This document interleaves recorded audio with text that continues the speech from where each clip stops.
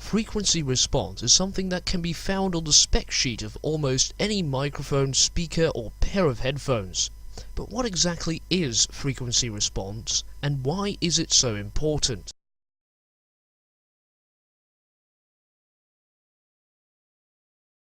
First of all, every sound has a different frequency. For example, this sound has a very low frequency. This sound has a very high frequency. This frequency is measured in hertz or kilohertz. 1 kilohertz is basically 1000 hertz. Usually, frequency response in a spec sheet means the range of frequencies that the device can produce or record if it's a microphone.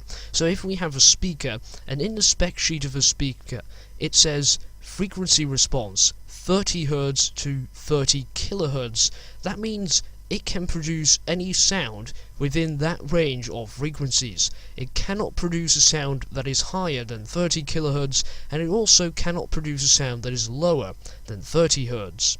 Our human ears can pick up sounds anywhere between around 20 Hz up to 20 kilohertz. But that is not the end of the story. Let's say that I take two completely different speakers from two different brands that both have the same frequency range. So let's say 20 Hz to 20 kilohertz. Despite that, the speakers will still sound a little bit different. So why is that? It's because of this graph that you see right here. So the horizontal axis represents the frequency range, in this case ranging from 20 Hz up to 20 kilohertz. The vertical axis represents the loudness of the sound, the volume. Now, what is very interesting is that speaker 1 might have a frequency response that looks like this. So this means that low frequencies sound very loud, and high frequencies, you can hear them because it can produce them, it's still within the range, but the higher frequencies will sound a little bit more quiet. Well, on the other speaker it might look like this, where the low frequency sounds are actually kind of quiet. They're still played back, remember, it can still produce those sounds because it's within the range, but they're more quiet, and the high frequency sounds sound louder on this speaker.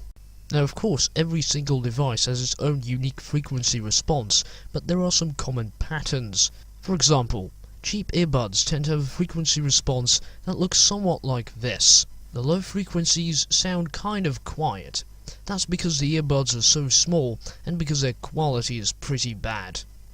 Then consumer grade headphones often have a frequency response that's somewhat like this. There is more emphasis on the lower frequencies. That's not because of bad quality or anything like that. Manufacturers deliberately do this because the average consumer apparently likes a little bit more bass. At last, there is also studio equipment. Studio equipment tends to have a frequency response that is pretty flat. That's because for studio equipment, priority number 1 is extreme accuracy. So there you go. Now you know what frequency response is and also how incredibly important it is. Anyway, I hope you've enjoyed this video and thank you for watching.